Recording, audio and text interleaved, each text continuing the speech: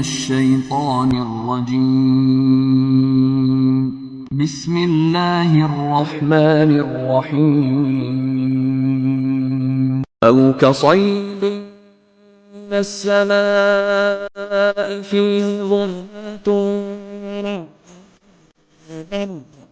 يجعل أصابعهم في آذانهم الصواعق حذر الموت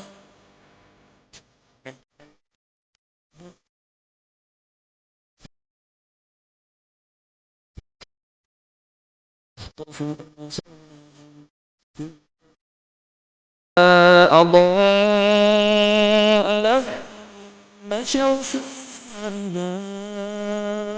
أحمد عليه شاء الله لذهب بسمعه وأبصاره كان على كل شيء قدير. या इनकी मिसाल में किसी है कि आसमान से बरस रहा हो और उसमें अंधेरे पर अंधेरा छा रहा हो और बादल गरज रहा हो और बिजली कौंद रही हो, तो ये कड़क से डर कर मौत के खौफ से कानों में उंगलियां दे ले।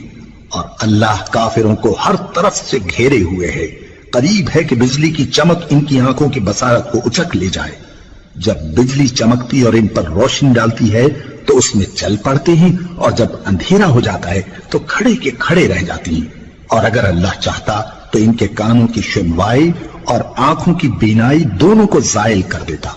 बिला शुबा अल्लाह हर चीज पर कादिर है।